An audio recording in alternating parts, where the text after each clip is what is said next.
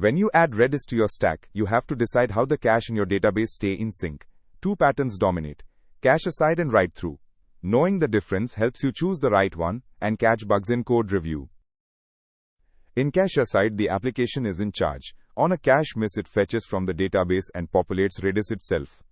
In write through, the application always writes to both stores together, so the cache is never stale.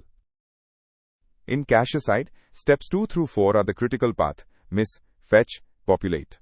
In write through, the database write and the Redis set must happen together. If the cache write is skipped after a DB write, you immediately have stale data. We delete the key to force a miss, then set it with an EX of 300 seconds, just as the app would after fetching from the database. The second set simulates a write-through update, same command, but triggered by a write, not a read. When reviewing a PR, the biggest red flags are a set with no expiry, a write-through that omits the Redis update when the database call fails, and a cache aside that writes to Redis before confirming the database read succeeded.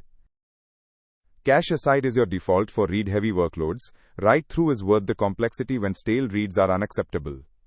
Either way, always set a TTL and treat write-throughs to store update as an inseparable pair.